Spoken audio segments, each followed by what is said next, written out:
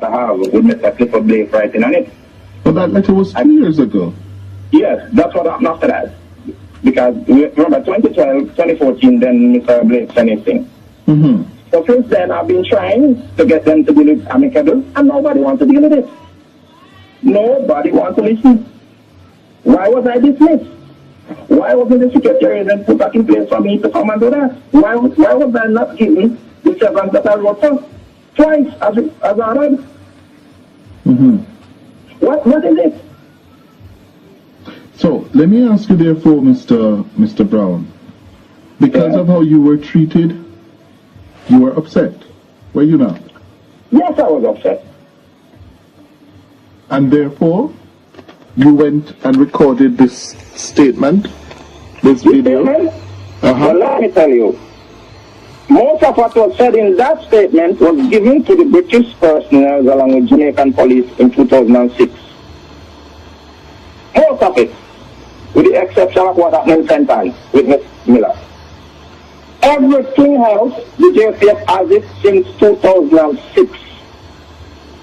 You know what I said? And the British law enforcement people also have copies since 2006.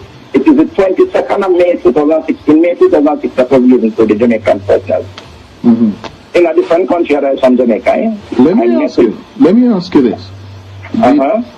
The police, this evening in their statement, have dismissed your allegations as false, malicious, and libelous. And all the members named have since instructed their attorneys to... And I have more members to speak about. I have a lot more to say. You know what I said, sir? I heard you. I have a lot more to say. Well, say it now. Mr. Hughes, I have a lot more to say. A lot more. Because the truth is not being told by the police. I'm telling you plain. I could go back as far as 2001. You remember the July? The uprising in West Kingston? Yes. Well, it's then I really realized how dangerous things was out here. It's then I really realized, huh? Let me ask you. Hold on, Mr. Brown. There are some specific questions I want to ask you.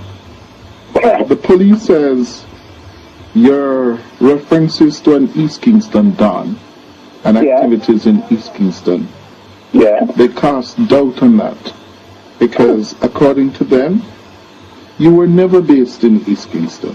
What a set of liars. Let me tell you where I work in East Kingston. You want to listen now? I've been listening. Go ahead. I work at Vinard Town Police Station. I work at Mountain View Post when it was open. I work at Rockford Police Station. You hear me? Yes, sir. I even work at Bull Bay, Cash Up at that time. Let me tell you, at Mountain What years were you at those places in East Kingston? Well, I know I worked there up to early 2015. After that, I was sent to Airport headquarters from Mountain View. Early 2015? Yes. But you were not early 2005. Because after that, I went to Airport headquarters. So when did you leave Jamaica? August 2005. August 2005. Yeah. That's when you were put in the Witness Protection Program. That's correct. And shipped out of Jamaica. One time. So up until then, where were you based at that time? Airport. I spent a few months in Airport. Where in Airport? Down by the beachfront there, down close to the Kingston. Yeah. Where in Area 4? The headquarters itself. Oh, it was the headquarters. Yeah. Yes. Well, in a statement yesterday, the police high command categorically denied that Mr. Brown worked in the East Kingston Police Division. But in a follow-up statement this morning, the high command revealed that it was wrong in denying that he ever worked in the Kingston Eastern Division. In this morning's statement, the high command said Brown served the Motorized Patrol, Mobile Reserve, the Special Anti-Crime Task Force, Kingston Eastern Division, and Area 4 headquarters. Mr. Brown is also challenging the High Command's assertion that he was involved in any incident while in the force. According to the High Command, Brown was involved with other policemen in an incident that took place in Clarendon in 2004. They say he struck a deal with investigators and became a witness for the prosecution. I was never involved in any incident with any police. Not one police officer from the JCF could come and point on me and say, well, Brown, we have this about you. Brown, you have this bad. Brown, not one. Not one. Not challenge them. Not one. You come and say, you come to work late, you don't hear anything. Not one. Not one. Just ask them for something in writing. Let them produce something to you. Just let them produce something to you and show you. Yeah, this is how we interview Brown, this is Brown sign it, and this is what Brown said. Were you ever under investigation for your involvement with men from Torspen? No such as one. Gunman, who used to be the leader of the one-order gangster? If I was under investigation, why they never charge me? Why they never say, okay, Mr. Brown wants to give a statement or a report or something? Right. Right. Okay, this is your statement. You're from Mr. Brown. We do this interview with him. This was here. This was the time. This was the date. This is what we have. The allegation. I've seen several police we have. How long were you in the force for before you were shipped overseas? Sir, I graduated the first set of policeman in 2000. The first set. I never took a vacation or a short leave. Never. So you joined the force in 2000? I graduated in 2000. Were you ever suspended between 2000 and August 2005? Repeat that? Were you ever suspended from the force between... Suspended? What are you talking about? I'm asking you, sir. Never. I never get a vacation or a short leave either. They never give me any. Were you ever... Never get... Were you ever implicated in a visa racket? Never, ever, ever. You were not involved in that racket in which you were selling visa? Mr. You the trial type of thing. They're not accused of working with the CIA. We should have no proof. Who accused you of working with the CIA? Some of the policemen there. Because they used to finish talking to certain people, but they don't know who they were. One of them was Mr. Macmillan, and it's so sad to know that he's now dead. He could give you a life story of what used to really take place. That man is the best I've ever met. He's only a pity he's dead, because he could tell you a lot more. Mr. Brown responded to allegations. Just before that, we're going to go to the break. Okay. Okay? Let's go to the break, and when we come back from the break, more from ex-policeman Tyrone Brown. The allegations are false, malicious, and libelous. Well, in that interview last night, Mr. Brown responded to allegations he made in the video about a certain Don from East Kingston being involved in gun trafficking. Also allege, yes, that a certain Don from East Kingston was involved in the trafficking of guns, giving guns to policemen Very well, sir. and murder victims. Yes. Did you see that happen? Yes. When and where? Right there by the street. Where? In East Kingston, close to Mansour Road, when you turn off and go down there. There's a big place down there that I went twice. I went there twice. Why did you go there twice? The first time I went to the policeman who went for motorized. He went and talked to him. What he went and talked to, I never knew. I never asked. I was young, just come out. 2000. The second time we went for a pistol. Yes, why did you go for the pistol? Well, I nothing know until I reached. When I reached is when I realized what was happening. There was a shooting in Crawl, in Clarendon.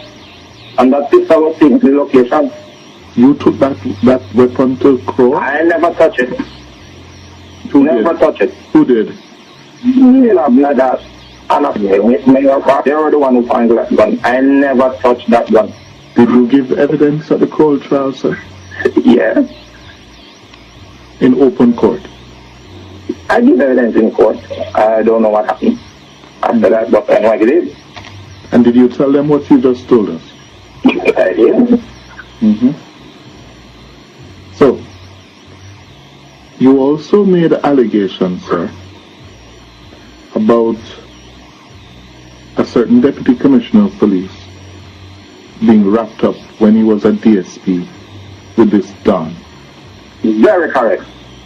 What precisely do you mean he was wrapped up and involved with this Don? You were very close. Very close.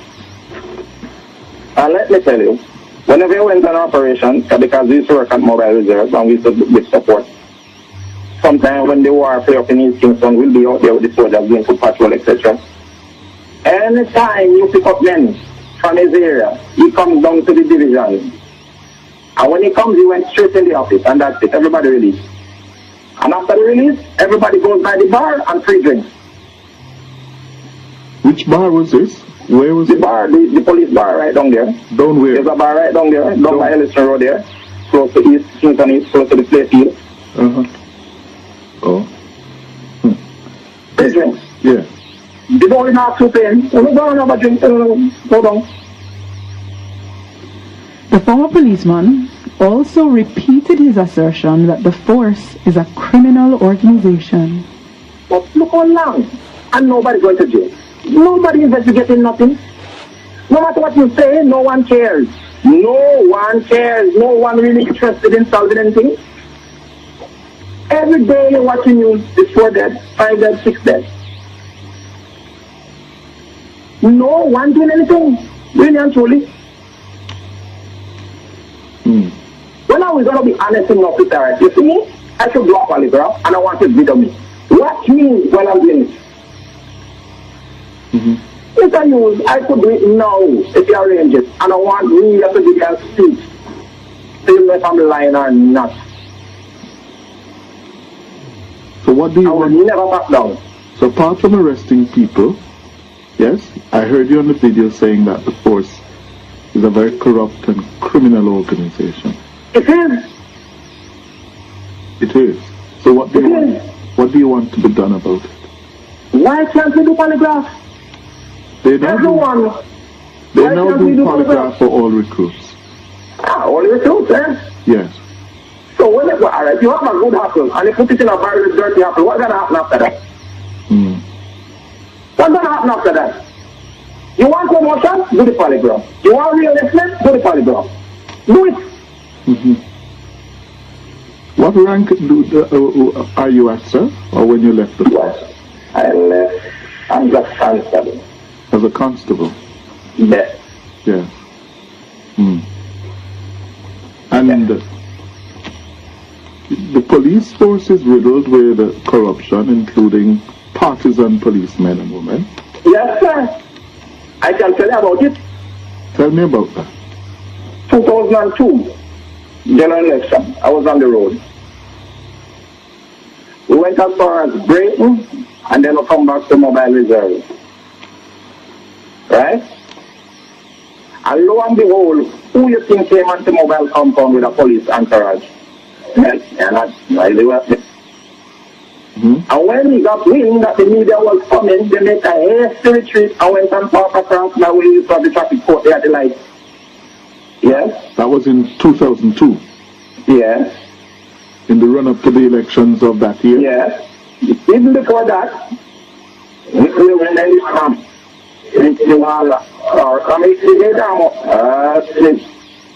They ring an alarm and they followed out. All of us on parade. And we listen to the commanders. Then after that, gentlemen, you know, you could go by the bar and have a drink. The same thing I give me, put it on my check. I shout out that. There was a female DSP beside me, and when I said that, she ran. She ran from beside me. What did you say? I said, anything you guys giving me, put it on my check. Oh. And when I said that, there was a female deputy superintendent beside me, she ran. So you were not in agreement? You were not in agreement with the comrades there? Listen, you don't never register to vote in Jamaica. Never, ever. Really? Check the voters list. You'll never find the name on it. Were you not a labourite who used to visit Torspen and mingle with Bunman and Bubba? Sir, if you check the EOJ, you'll never find my name on that voters list. I never registered to vote in Jamaica. Never. That doesn't mean you're not a labourite.